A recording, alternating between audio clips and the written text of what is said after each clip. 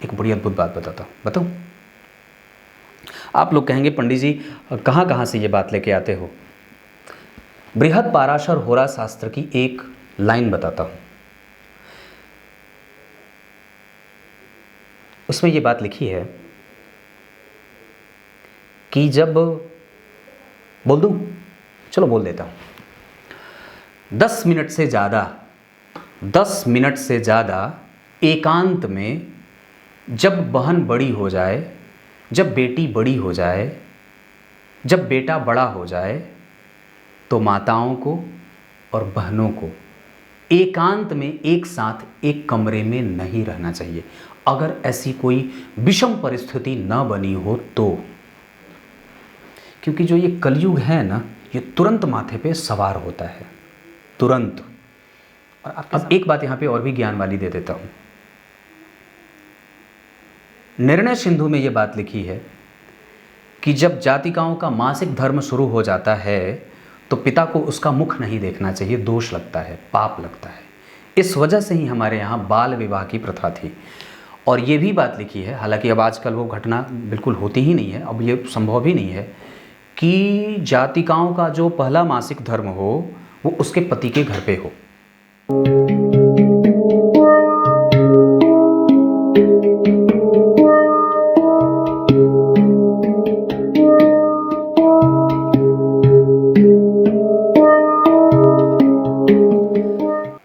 प्रिय दर्शकों, नमस्कार।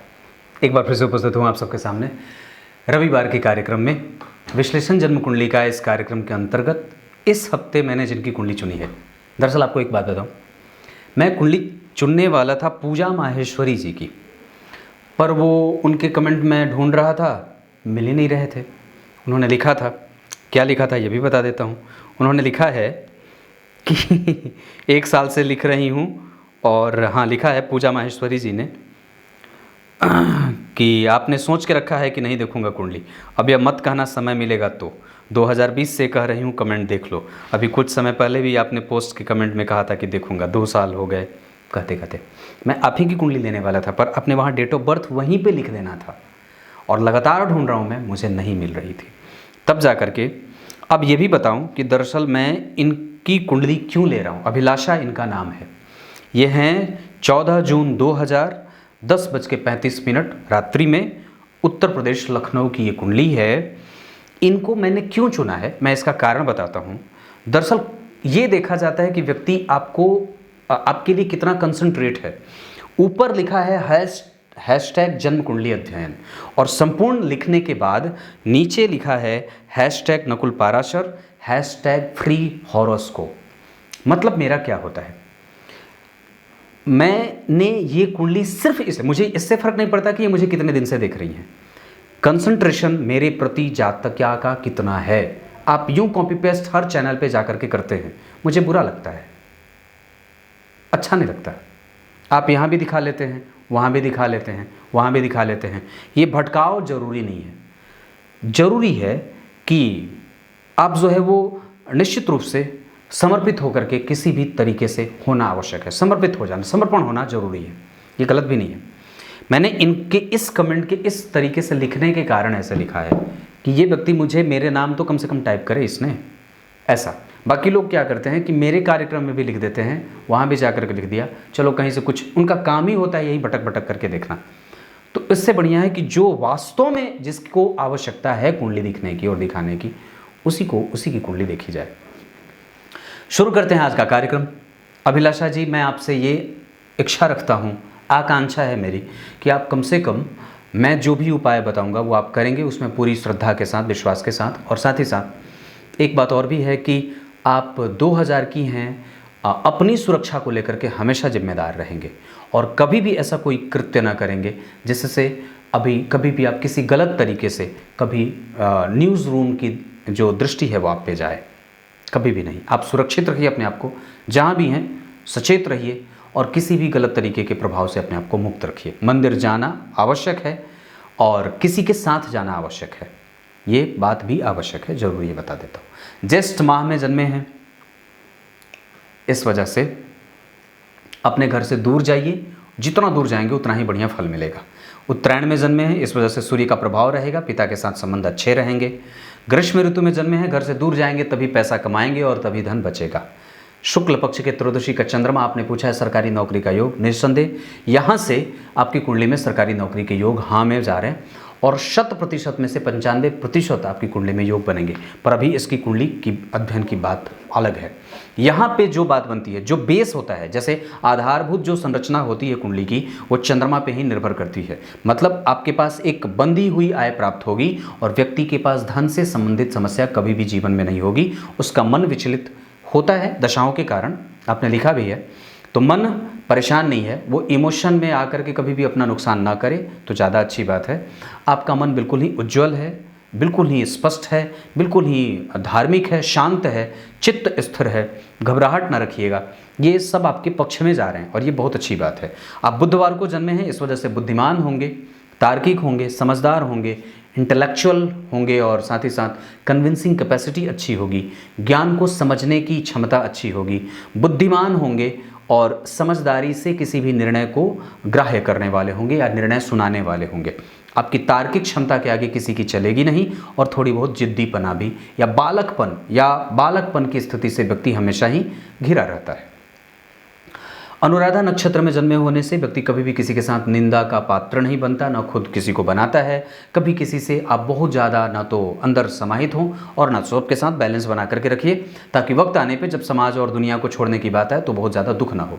तो ये बात आपको अभी से ही लागू करने की आवश्यकता है कि निश्चित रूप से आपको बहुत ज़्यादा समाना नहीं है और बहुत ज़्यादा दूर नहीं रहना है, बहुत ज़्यादा अपने आप को प्रैक्टिकल नहीं बनाना है और बहुत ज़्यादा जो है वो नहीं करना है। काम आपको जो भी दिया जाएगा वो सिद्ध हो जाएगा और ब्राह्मण वर्ण और देवगण की हैं, आपका दाम्पत्य कभी भी खराब नहीं होगा। ये दो महत्वपूर्ण चीज़ें मैंने बताई। बुद्धिमान और व्यक्ति की जो क्षमता होती है याद करने की, वो बड़ी अच्छी होती है। अब मैं आपको एक बात बताऊं, दरअसल आपने मुझसे पूछा है सरकारी नौकरी का योग। सरकारी नौकरी का योग मंगल और बुध आपकी कुंडली में एक साथ बैठे हैं। यहाँ मंगल और बुध एक साथ, ये एक तरीके से तो 2-3 पक्ष मैं देखता हूँ, 3-5 पक्ष देखता हूँ नौकरी के लिए। पहला, चंद्रमा शुभग्रह हैं या नहीं आपकी कुंडली में, वो है। दूसरा पक्ष देखता हूँ कि चतुर्थ भाव के अधिपति का संबंध 6वें भाव से बन रहा है कि नहीं, तो वो बन रहा है। मंगल और बुध एक साथ बैठे। उसके बाद देखता हूँ कि जन्म कुंडली में सूर्य की स्थिति कैसी है। आपकी कुंडली में मंगल और बुध के साथ ही सूर्य भी बैठे हैं और शुक्र भी बैठे हैं, तो ये भी एक अच्छी बात होगी। सूर्य के साथ चतुर्थ भाव का संबंध अगर बन जाए या दशम भाव के अधिपति के साथ अगर सूर्य का संबंध बन जाए तो व्यक्ति सरकारी क्षेत्र में गणना प्रधान वाले क्षेत्र जो होते हैं, गणना जिसमें कुछ लेखा जोखा वाला काम हो, वैसा करता है। मंगल और बुध के साथ व्यक्ति के पास क्रिएटिविटी होगी और वो हमेशा ही प्रतियोगिताओं में विजेता बनता है, ऐसी भी स्थितियाँ देखी जाती हैं। अभी आपकी कुंडली में दशा भी खराब नहीं चल रही है, बुध की दशा है जो आपकी कुंडली के लिए भाग्येश होते हैं, 6वें भाव में बैठे हैं। आपका अधिकार कोई छीनेगा नहीं और आपकी सीट रिजर्व रखी है, इस वजह से निरंतर प्रयास करते रहिए। भाग्येश की दशा में विवाह भी हो जाए, 2033 तक ये रहेंगे। भाग्येश की दशा में व्यक्ति को संतान भी प्राप्त हो, भाग्येश की दशा में व्यक्ति का विवाह हो, भाग्येश की दशा में व्यक्ति का भाग्योदय हो, भाग्येश की दशा में ही व्यक्ति को नौकरी मिले और इसका अधिकार जो सुरक्षित करके रखा गया है वो भी मिल जाता है। चंद्रमा तो पहले ही आपकी कुंडली में बलवान है, घबराने वाली कोई बात नहीं है। ये भाव आपकी कुंडली में बहुत अच्छा बना है, 2 पापक ग्रह और 2 शुभ ग्रह, जिसमें से सूर्य क्रूर होते हैं, इस वजह से व्यक्ति जीवट होगा, साहसी होगा, नेचर वाइज भी जो है वो बहुत ही ज़्यादा मेहनती और कट्टर होकर के किसी भी चीज़ को इस्तेमाल करने वाला होता है। अपना अधिकार कभी खोता नहीं है और उसके अधिकार पे कोई कभी भी अधिकार भी नहीं कर सकता, क्योंकि मंगल की दृष्टि यहाँ है और बुध भी इस भाव से केंद्र में बैठे हैं। मैंने क्या बात बताई थी कि 6वें भाव में अगर मंगल हो, 6वें भाव में अगर शुक्र बैठे हों तो व्यक्ति बुद्धि संपन्न तो होता ही है, ज्ञान संपन्न होने के साथ साथ उसका रिसर्च सेक्टर बहुत अच्छा होता है और बड़ा ही कामुक होता है, ऐसा। पर यहाँ पे वो चीज़ थोड़ा कम हो। चंद्रमा नीच के यहाँ बैठे हैं, ऐसी अवस्था में प्राप्त करने में आपको दिक्कत होगी, इस वजह से शिव जी की पूजा करिए। आसपास कोई शिव जी का मंदिर है, वहाँ अवश्य दर्शन करने जाइए। और आपकी कुंडली में सूर्य जो और चंद्रमा का संबंध जो है वो थोड़ा ठीक नहीं है, इस वजह से ये थोड़ी कमजोरी होगी। सूर्य और बुध एक साथ बैठे हैं, ये अच्छी बात होगी। विपरीत राजयोग बुध बनाएंगे। गुरु और शनि का योग, हाँ, तो मैंने क्या बात कही सरकारी नौकरी के लिए मैं क्या क्या देखता हूँ। उसके बाद मैं देखता हूँ कि जन्म कुंडली के दशम स्थान से शनि का संबंध बन रहा है क्या। तो दशम स्थान से शनि का संबंध बन रहा है, पूछेंगे कैसे। तो दशम स्थान पे शनि की उच्च राशि बनी है और इस भाव के अधिपति बिल्कुल ही शनि के निकट बैठे हैं। इस वजह से अवश्य ही थोड़ी बहुत विलंब के बाद या थोड़े वक्त के बाद ही सही पर व्यक्ति को नौकरी मिल जाती है, आप अगर अपना आपा ना खोएं और धैर्य के साथ अगर लगे रहेंगे तो, क्योंकि कुंडली में ये योग हैं। और उसके बाद क्या देखता हूँ कि मैं देखता हूँ कि व्यक्ति की कुंडली में गुरु और शनि का संयोग है कि नहीं है। आपकी कुंडली में गुरु और शनि एक साथ बैठे हैं और वो भी पंचम भाव में, मित्र की राशि में और तात्कालिक मित्रता में भी मित्रवत। इस वजह से हाँ बहन जी, निश्चित रूप से आपकी कुंडली में सरकारी नौकरी का योग है। इसे बिल्कुल भी छोड़ने के बारे में विचार मत करिएगा, लगे रहिए। आपकी कुंडली में ये केतु और राहु आपको कंफ्यूज करते हैं और आपने जो बात लिखी है कि मन जो है वो परेशान सा रहता है, वो इसलिए रहता है क्योंकि आपकी कुंडली में लग्न में ही केतु बैठे हैं, हालांकि बैठे मित्रवत हैं, जिसका प्रभाव आपको कई बार अनुभवी होने के बावजूद भी कई बार ये लगे मुझे मेरे मेहनत करने का फल नहीं मिला। वो शनि यहाँ से रुकवाते हैं काम, वो शनि रुकवाते हैं क्योंकि इस कुंडली में लग्नेश पंचम भाव में और पंचम के कारक के साथ, पंचम का कारक गुरु, तो पंचम भाव में लग्नेश बैठ गए तो कृतज्ञ बना देंगे। तो व्यक्ति कभी भी अपने देश के लिए, और एक बात और भी बताता हूँ, ये आप मेरी आज्ञा मान लें या चाहे जो कुछ भी मान लें, या फिर गुरु दक्षिणा के तौर पे मान लें, या गुरु ना मानते हो छोटा भाई बड़ा भाई मान करके, इतनी बात याद रखना, कभी भी सेक्युलर ना होना, सेकुलर होने की कोई आवश्यकता नहीं है। आप अपने धर्म पे धार्मिक बने रहो। मैं ये बात सभी लोगों को कहता हूँ, आप चाहे 1000 लोग देख रहे हों, चाहे 5000 लोग देख रहे हों, चाहे कल इस कार्यक्रम को 20,000 लोग देखें, अगर जिन्होंने भी देखा है, जो भी धर्म में भरोसा करते हैं वही देखेंगे, ज्योतिष का काम तो और कौन देखेगा। सेक्युलर ना होना, यही कह कह करके पता नहीं आपकी कितनी ठेलाई हुई है और कितने लोगों ने आपकी ली है, तो ये कभी नहीं होना चाहिए। निश्चित रूप से आप मंदिर के प्रति तटस्थ रहें, मंदिर के प्रति बिल्कुल ही आकर्षित रहें, अपने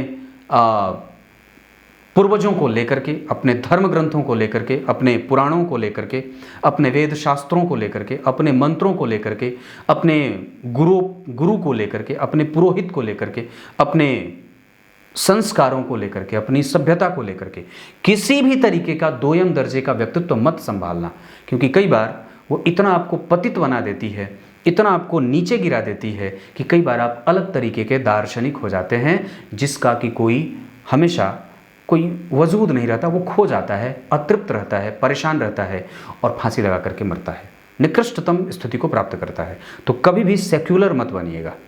आपकी कुंडली में गुरु शनि के साथ बैठे हैं, गुरु का प्रभाव यहाँ है, इस वजह से मैं ये बात कहता हूँ। आपकी कुंडली में धर्म योग लगा है, विश्व प्रसिद्ध होने का योग लगा है, आसपास के लोगों में अपनी एक अलग पहचान कायम करने का योग लगा है। आपकी कुंडली में गुरु का प्रभाव ऐसा हो रहा है, तो इस वजह से मैं ये बात कहता हूँ और सबसे ये बात आग्रह करता हूँ, कभी भी ना होने की आवश्यकता ही नहीं है।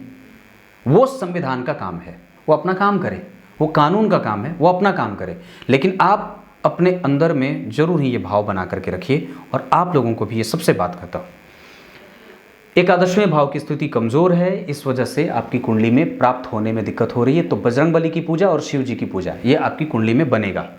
और लग्नेश जन्म कुंडली में पंचमेश के साथ कृतज्ञता रहेगी, देश सेवा के प्रति भाव भी समर्पण का रहेगा, व्यक्ति देश के लिए कुछ भी करेगा।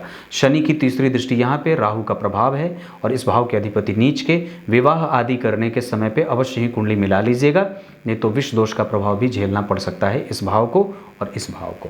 मतलब उसका मतलब होगा कि व्यक्ति कई बार अपने लेवल पे तो बहुत अच्छा होता है, कई बार पति से दूरी हो जाती है, वैचारिक मतभेद बनते हैं और कई बार दिक्कत होती है। हालांकि ये चंद्रमा यहाँ आकर के बहुत ही तृप्त हो गए हैं, यहाँ पे आकर के मंगल तृप्त हो गए हैं, यहाँ पे आकर के सूर्य और शुक्र आपको अलग बल देंगे। इस भाव के अधिपति शनि जन्म कुंडली में कहाँ बैठे, पीछे, तो आर्थिक विपन्नता नहीं देंगे और कभी भी आपको हारने नहीं देंगे।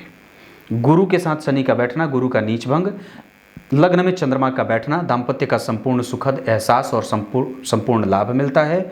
यहाँ राहु बैठे हैं, इस वजह से कलह कलेश भी थोड़ा बहुत होता है और शैया सुख में कभी कभी दिक्कत की स्थिति बनती है, ऑपरेशन वगैरह की स्थिति बनती है, क्योंकि राहु का संबंध यहाँ से और इस भाव के अधिपति पे भी राहु की दृष्टि जाती है। सूर्य शुक्र का प्रभाव बुध पे है, इस वजह से व्यक्ति कभी भी चिंतित, चिंतन करने वाला, मनन करने वाला, आध्यात्मिक होता है, पुरुषार्थी होता है, लाक्षणिक होता है और बुद्धिमान होने के साथ साथ तार्किक होता है। ये सारी चीज़ें आपकी कुंडली में बनती है। पति जो होगा वो अच्छा मिलेगा, उसका सुख है आपके पास बहुत अच्छा। और मैं समझता हूँ कि आपकी कुंडली में आप जिद न करना किसी बात के लिए। वैसे गुरु और चंद्रमा आपकी कुंडली में एक दूसरे को देख रहे हैं, ऐसी अवस्था में व्यक्ति की कुंडली में गजकेसरी योग भी बनेगा, और खास करके वो और भी ज़्यादा अच्छा इसलिए बन जाएगा क्योंकि मकर लग्न की कुंडली में एक बड़ी अच्छी बात बताता हूँ। आमतौर पर मैंने ही कई बार ये बात कही है कि मकर लग्न की कुंडली भी 2 दिन पहले ही कार्यक्रम में श्रेष्ठ कार्यक्रम के कि कुंडली में श्रेष्ठ लग्न कौन सा है उसको लेकर के मैंने एक बात कही थी, जो अपनी ही बात को मैं यहाँ पे काटता हूँ। क्या कही थी मैंने कि आप मकर लग्न की तुलना देख लीजिए, कर लीजिए धनु लग्न से या कर्क लग्न से। उसमें मैंने ये बात कही थी पर कुछ अलग एस्पेक्ट में कहा था। यहाँ ये बात कहता हूँ कि एकादश 12वें भाव और तृतीय भाव के अधिपति हो करके अगर वो जिस भी भाव में बैठेंगे कुछ न कुछ उसमें शुभता जरूर दे देंगे, कुछ न कुछ अवश्य ही शुभता दे देंगे। तो ये आपको गुरु कैसे परिणाम देने वाले हैं? रिकॉग्निशन, मेहनत करने के बाद परिणाम। शनि विलंब से करेंगे लेकिन लग्नेश होकर के पंचम में बैठे हैं, देंगे अवश्य, आप लगे रहो। क्योंकि गुरु जो है वो तृतीय भाव पराक्रम भाव के अधिपति होकर के अपने भाव से तीसरे भाव में बैठे हैं। एक घर आगे बैठते तो थोड़े कमजोर भी हो जाते, लेकिन एक सूत्र वहां लागू हो जाती वो वाली कि शुभ ग्रह अपने भाव से 4 घर आगे बैठता है तो अच्छा होता है, लेकिन पापक ग्रह अपने भाव से 4 घर आगे बैठा है, परंतु द्वितीय भाव के अधिपति का पंचम भाव में जाना अच्छा माना जाता है। धन के अधिपति शनि धन के कारक गुरु के साथ बैठे हैं, धन की समस्या इस कुंडली में नहीं है। और वापस शनि की दृष्टि यहाँ के लिए अच्छी नहीं थी, यहाँ के लिए अच्छी नहीं थी, लेकिन यहाँ के लिए अच्छी है। इसका मतलब है कि धन भाव और पैतृक संपत्ति, सबके साथ संबंध, कुटुंबजनों का लाभ, सास ससुर का सुख, यह आपकी कुंडली में अच्छा है। क्लियर है? भाग्य भाव की स्थिति जन्म कुंडली में थोड़ी बहुत, हालांकि वो स्वग्रही हैं तो मैं उसे भाग्य भंग तो नहीं कहूँगा, क्योंकि वो जन्म कुंडली में अष्टम भाव के अधिपति के साथ और दशम भाव के अधिपति के साथ बैठने के साथ साथ छठवें चतुर्थ भाव के अधिपति के साथ भी बैठे हैं। क्यों? क्योंकि बुध का संबंध मंगल से लाभेश के साथ बनेगा, तो ये दारिद्र दोष बनाएगा। इस वजह से व्यक्ति कई बार इतना ज़्यादा इमोशनल हो जाता है कि लोग आपका लाभ ले लेते हैं और आप ताकते रह जाते हैं। तो ऐसा काम कभी ना करिएगा। आप तो वैसे भी अभी जो है वो जातिका हैं, और मैं तो सभी भाई माता बहनों से यही बात कहता हूँ कि अपनी सुरक्षा को लेकर के कभी भी किसी पे भी भरोसा ना करना, चाहे वो आपके चाचा का लड़का हो, चाहे वो आपके पिता ही स्वयं क्यों ना हो, चाहे वो आपका भाई ही क्यों ना हो, चाहे वो आपका कोई भी निकटस्थ क्यों ना हो। एक बड़ी अद्भुत बात बताता हूँ, बताऊँ? आप लोग कहेंगे पंडित जी कहाँ कहाँ से ये बात लेके आते हो? बृहद पाराशर होरा शास्त्र की एक लाइन बताता हूँ, उसमें ये बात लिखी है कि जब, बोल दूं? चलो बोल देता हूँ। 10 मिनट से ज़्यादा एकांत में जब बहन बड़ी हो जाए, जब बेटी बड़ी हो जाए, जब बेटा बड़ा हो जाए, तो माताओं को और बहनों को एकांत में एक साथ एक कमरे में नहीं रहना चाहिए। अगर ऐसी कोई विषम परिस्थिति न बनी हो तो, क्योंकि जो ये कलयुग है ना, ये तुरंत माथे पे सवार होता है, तुरंत। और आपके सामने तो आए दिन ऐसी घटनाएं घटित हो जाती हैं। मंगल जो है वो जन्म कुंडली में सूर्य के साथ बैठे हैं। ये देखो, सूर्य यहाँ का अधिपति और मंगल के साथ बैठा है। इसका एक प्रामाणिक तर्क, राजस्थान की कुंडली आई थी और सामने से आप लोगों को बात बताता हूँ, बड़ी अच्छी बात है। राजस्थान की कुंडली आई थी मेरे पास और बात ख़त्म होने वाली थी, तो ऐसे ही मैंने बिना नोटिस किए ये बात कह दिया। हालांकि वो घटना सही भी थी कि इस बच्चे को, ये लड़के की बात है, इस बच्चे को इसके चाचा से या इसके मामा से बचा करके रखिएगा, क्योंकि इसके शोषण के योग लगे हैं, शोषित होने का योग लगा है। ये बात मैंने जैसे उनसे कही, स्पीकर पे फ़ोन था, उसके पिताजी बगल में बैठे थे, वो लड़का भी था और वो उनकी माताजी भी थी। बच्चा तो कुछ नहीं बोलता है, पता नहीं उनके भाव कैसे रहेंगे, क्योंकि मैं तो फ़ोन पे बात कर रहा था। पर ये योग घटित हुई और उस पर उन्होंने उधर से प्रतिक्रिया स्वरूप उसकी माताजी बोलती है, पंडित जी ये बात आपको कैसे पता चल गया? क्योंकि इसके चाचा ने इसका शोषण किया था और ये बात इसके बचपन की घटना में घट चुकी है। और ये बात सिर्फ मुझे और मेरे पति को और इस बच्चे को पता है, आज तक ये बात कोई नहीं जानता है। अब बताओ, ऐसी अवस्था में कि जब जन्म कुंडली के अष्टम भाव से मंगल का संबंध बन जाए या अष्टम इसके साथ संबंध बन जाए, तो व्यक्ति शोषित होता है, सामाजिक रूप से भी कई बार उसको शोषण का शिकार बनना पड़ता है। तो आप सचेत रहना, लोगों से, लोगों की कुदृष्टि आप पे पड़ जाएगी, और जब पड़ जाए तो होने के ही बराबर कई बार हो जाता है। हालांकि परमात्मा ना करें कि ऐसी घटना आपके साथ हो। मैंने शुरू में ही बात कही है, सूर्य के साथ मंगल का यहाँ बैठना कई बार आपको दूसरों के द्वारा कुदृष्टि का प्रभाव झेलना पड़ता है। इस वजह से अपने आप पे बहुत ज़्यादा ध्यान देने की बात होगी। कभी भी एकांत में, कभी भी सुरक्षा में, किसी भी अनजान पे, यात्रा में, किसी पे भरोसा ना करिएगा। अपने किसी पे भी, मैं यहाँ पे अपने का मतलब आप जो आपका सबसे निकटतम हो ना, चाचा का लड़का, मामा का लड़का, भाई हो, बहन हो, कोई भी हो, आप पे कोई भी कुदृष्टि डाल सकता है। अब कुछ लोग कहेंगे कि पंडित जी ऐसा कैसे बोल सकते हो, ये कली का प्रभाव है और ये योग का प्रभाव है। बोल दिया। अब एक बात यहां पे और भी ज्ञान वाली दे देता हूं। निर्णय सिंधु में यह बात लिखी है कि जब जातिकाओं का मासिक धर्म शुरू हो जाता है तो पिता को उसका मुख नहीं देखना चाहिए, दोष लगता है, पाप लगता है। इस वजह से ही हमारे यहाँ बाल विवाह की प्रथा थी। और ये भी बात लिखी है, हालांकि अब आजकल वो घटना बिल्कुल होती ही नहीं है, अब ये संभव भी नहीं है कि जातिकाओं का जो पहला मासिक धर्म हो वो उसके पति के घर पे हो, उसके अपने घर पे ना हो, वो उसके पहले अपने उस पति के घर पे हो। या फिर अगर वो मासिक धर्म में जैसे ही प्रविष्ट हो जाए, जब उसका आरंभ हो जाए, तो वो निश्चित रूप से उसका विवाह तुरंत करा देना चाहिए।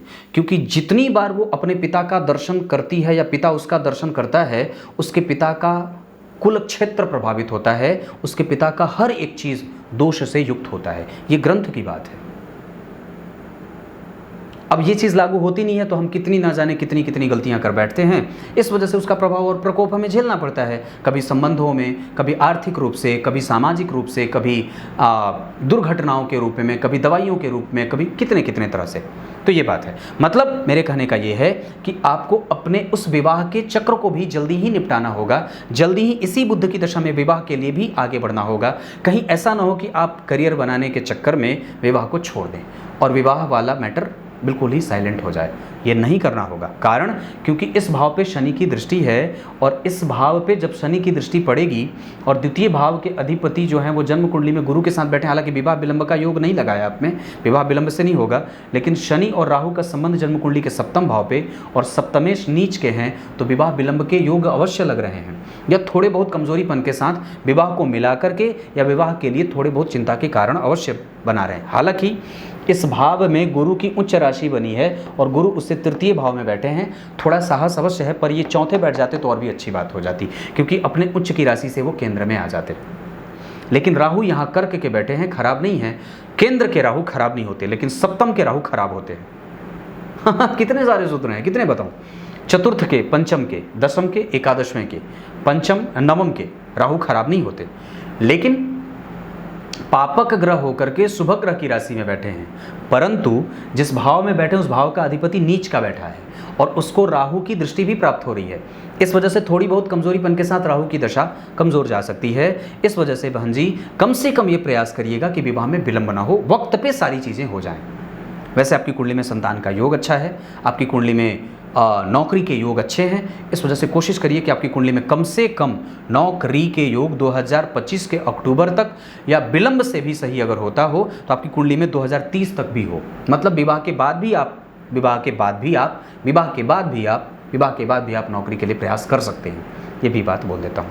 विवाह अगर किसी से भी करना होगा, मिथुन राशि अच्छी होगी, कर्क राशि अच्छी होगी, उसके बाद वृषभ राशि अच्छी होगी और वृश्चिक राशि अच्छी होगी। दिशा के रूप में आपकी कुंडली में उत्तर पूर्व बहुत अच्छा रहेगा। दाम्पत्य की कुंडली के आधार पर आपकी कुंडली खराब नहीं है। चंद्र मंगल योग बैठे हैं। गुरु का प्रभाव जन्म कुंडली में नीच भंग का हो रहा है। सूर्य शुक्र मंगल आपकी कुंडली में हमेशा ही आपको ऊर्जावान, साहस और एकदम पॉजिटिव अप्रोच देंगे, जो प्रतियोगिता के प्रति प्रतियोगितापूर्ण संबंध रखता है, और व्यक्ति किसी का मित्र ना हो और किसी का शत्रु ना हो, किसी पे आसानी से भरोसा ना करे, एडवेंचर वगैरह करने से बचे, और बिल्कुल ही बहुत ज़्यादा जो है वो किसी पे तुरंत भरोसा ना करे। ये तो बहुत बार कह रहा हूँ। बुध पुनर्वसु के ज्ञानी हैं, तार्किक हैं, नारायण के भक्त हैं, पूजा पाठ में मन आपका लगेगा और धर्म क्षेत्र आपका जीवित रहेगा। पिता का सुख बहुत अच्छा देख रहा हूँ, हालांकि पिता के साथ आपके संबंध थोड़े बहुत कमज़ोर ही होंगे, हालांकि वो भी नौकरी वगैरह में ही करते देखे जा रहे हैं। पिता का क्षेत्र ठीक है, उनके साथ संबंध खराब मत करिएगा। पिता के स्वास्थ्य का ख्याल अवश्य रखिएगा। दशाओं में आपकी कुंडली में कब कमज़ोरी जा सकती है, आपकी कुंडली में कमज़ोरी कब आएगी? केतु की दशा जब आएगी 2033 में तो लाजवर धारण करना होगा, और बुध की दशा अगर चल रही है, भाग्य साथ नहीं दे रहा है, तो आप एक लाजवर एक पन्ना भी धारण कर सकते हैं। षडबल में स्थिति जो है वो सूर्य की थोड़ी कमज़ोर है, सूर्य को अर्घ दिया करिए। और इनडायरेक्ट वे में मैं कहूँगा कि आपको शिव जी के मंदिर का दर्शन, शिव जी के मंदिर का धोना, बजरंग बली के हनुमान चालीसा का पाठ, ये काम करते रहना चाहिए। और अगर हो सके तो आपकी कुंडली के आधार पर मैं आपको एक मंत्र भिजवा दूंगा। अगर आप ये कार्यक्रम देख लेंगे तो मुझे मेरे किसी भी तीनों नंबर में से बता दीजिएगा कि मैंने कार्यक्रम देख लिया है, मुझे वो मंत्र भेज दीजिए, तो आपको वो मंत्र भेज दिया जाएगा। खाली वो लिख दीजिएगा कि मेरा नाम अभिलाषा, मेरी कुंडली फ्री कुंडली वाले में देखी गई थी, मुझे वो मंत्र भेज दिया जाए, आपको वो मंत्र मिल जाएगा। क्लियर है? कुछ इसी तरीके से आज के कार्यक्रम का समापन करते हैं। तब तक के लिए इजाज़त दीजिए। अब आपकी माता जी सोच रहे हैं पंडित जी विवाह का योग बता दो, कब से चालू हो रहा है? बता देता हूँ। आपकी कुंडली में विवाह के योग अभी तो आप 2000 के हैं, 2022 है, मतलब आप 22 साल की हैं। 22 साल के ही है ना, 2000 से 22 तो 22 साल कि 20 साल, पता नहीं। आपकी कुंडली में जब भी आप देख लेना, गणित मेरी थोड़ी कमज़ोर है, तो विवाह के योग आपकी कुंडली में बनेंगे 2024 के अक्टूबर के बाद। बहुत अच्छा योग बनेगा अगर 25 से पहले हो जाए तो, और नहीं तो फिर आप 26 में विवाह के योग और भी ज़्यादा मजबूत बनेंगे। 26 में भी विवाह कर सकते हैं। 24 में अक्टूबर के बाद 25 के अक्टूबर तक अगर हो जाए तो बहुत ज़्यादा अच्छा रहे, और ये सबसे ज़्यादा अच्छा रहेगा। इसके बाद अगर और भी विवाह के योग बनेंगे तो एक योग आपकी कुंडली में और भी बनेगा, और वो बनेगा, हालांकि 28 साल तो बहुत दूर हो जाएगा, फिर 25 से 28 के बीच में 26 से 28 का समय भी बहुत अच्छा रहेगा। ये चीज़ आपकी कुंडली में बढ़िया रहे। दिन आपके लिए शनिवार अच्छा रहेगा। अंक आपके लिए 1 और 6 या 8, तीनों में से अगर बहुत अच्छा देखूंगा तो मैं कहूँगा कि 6 तारीख अच्छी रहेगी। कन्या राशि के लोग आपके लिए लाभदायक होंगे, वृषभ राशि के लोग आपके लिए लाभदायक रहेंगे, तुला राशि के लोग आपके लिए अच्छे रहेंगे। इस कुंडली के लिए शुक्र कारक होते हैं। कर्म क्षेत्र के लिए लग्नेश जन्म कुंडली में कर्म दशमांश कुंडली के जो हैं वो शुक्र बनते हैं, वो धन भाव में बैठे हैं। निश्चित रूप से व्यक्ति सरकार से जुड़ करके धन कमाएगा, चाहिए बोल दिया। तब तक के लिए हाँ, और कुछ बता दूं, नक्षत्र अनुराधा को छोड़ करके धनिष्ठा, कृतिका, मृगशीरा, पुनर्वसु, पुष्य, स्वाति, श्रवण, हस्त, ये सब नक्षत्र अच्छे रहेंगे। कोई भी फॉर्म वगैरह भरना हो इस नक्षत्र को देख लीजिएगा। तब तक के लिए बहुत बहुत नमस्कार।